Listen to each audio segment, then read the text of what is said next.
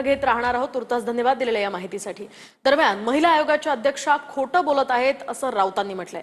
महिला आयोगाच्या अध्यक्षांनी मिनिटभर सुद्धा पदावर राहू नये, नैतिकता दाखवत रुपाली चाकणकरांनी राजीनामा द्यावा अशी मागणी राऊतांनी केली आहे। रुपाली चाकणकर ट्विट करून म्हणतात, कॅप्टन खराट यांच्या वैयक्तिक आयुष्य किंवा त्यांच्यावर झालेल्या आरोपांबद्दल मला काहीच कल्पना नाही। असं कसं होऊ शकतं? मूर्ख आहेत त्या आणि खोटं बोलतायत। त्या खोटं बोलतायत। मुळातच त्या पदावर त्यांनी मिनिटभरही राहू नये। त्यांच्या थोडी जरी नैतिकता शिल्लक असेल तर यात वैयक्तिक आयुष्याचा प्रश्न येतो कुठे? याच्यामध्ये अनेक गोष्टी गेल्या काही काळापासून चर्चेला येत होत्या। शेवटी एका महिलेनं असह्य होऊन तक्रार केलेली नाशिकमध्ये। पण अशा प्रकारे तिथे काहीतरी चाललेलं आहे बंद दाराआड।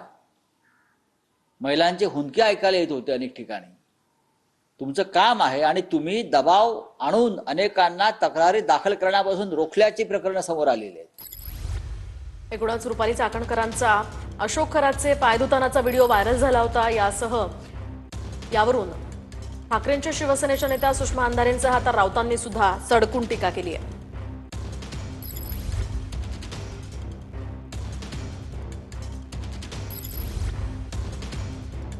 तर आपण पाहतोय, नैतिकता दाखवत रुपाली चाकणकरांनी राजीनामा द्यावा अशी मागणी राऊतांनी केली आहे। महिला आयोगाच्या अध्यक्षा मूर्ख आहेत असंही राऊत यावेळी म्हणालेले आहेत। एकूणच सध्या या प्रकरणावरून राजकीय वातावरण खरं तर चांगलंच तापलेलं आहे।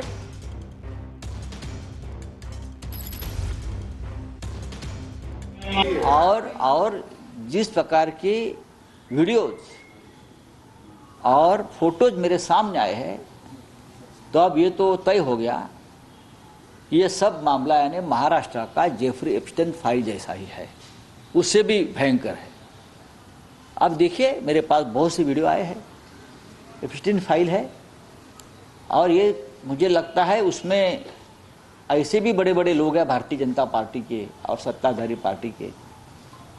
अगर ये सामने आएगी, पुलिस अगर सामने लाएगी, उनके पास 56 क्लिप्स है उनके मोबाइल में, अगर ये सामने आएगा मामला तो महाराष्ट्र की सरकार गिर जाएगी।